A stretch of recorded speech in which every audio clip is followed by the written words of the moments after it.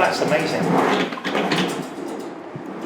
With that series of jumps, history's been made by former Royal Marine and single-leg amputee Lee Spencer.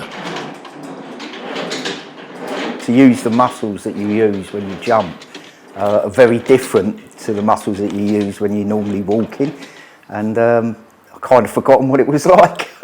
So it was really good to get on, really good to get on something that not only is destined to go up onto the International Space Station, but an added bonus, got to jump for the first time in 7 years. Lee has volunteered to be the first amputee to trial the HIFI-m machine. That's high-frequency impulse for microgravity, an exercise machine designed for astronauts.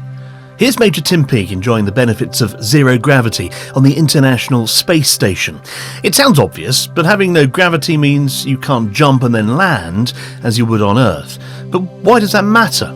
Well, as I walk along, gravity is placing a small amount of strain on my bones and muscles. Without that force, they'd soon lose condition. Here on Earth, as you so rightly said, we've got 1g gravity pulling us down continuously, and we don't think about it.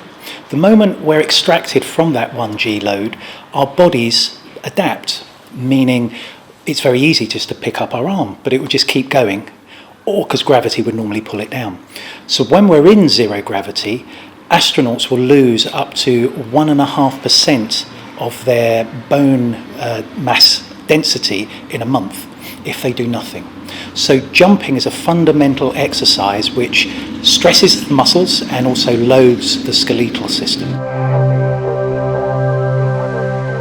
John's device could be used on the International Space Station, or possibly on the next NASA mission to the moon. And like so many bits of technology designed for the space race, it could benefit Earth too.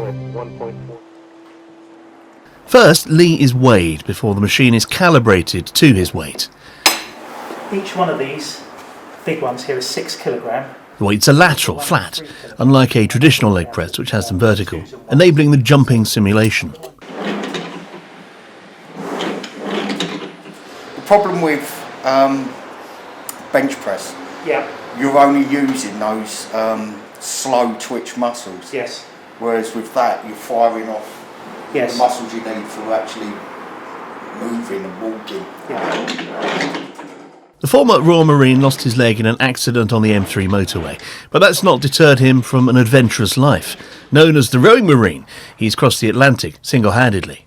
From my perspective, it felt like something that I'd never used, and something that I can absolutely see how that would have benefited me through building muscle density and muscle strength in the immediate aftermath of getting out of a wheelchair and transition into walking again. I had a fair idea in my mind that it would be successful, having used it for a very long time, but the proof is putting Lee on here and testing him on there. And the advancement is we will be able to administer a dosage of exercise, a load, on an individual's skeleton and their muscles, and gradually build up that load that will help develop bone density, muscle mass.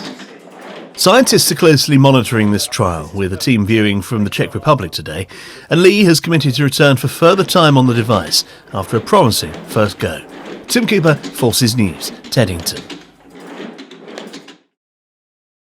If you enjoyed this video, don't forget to like and subscribe.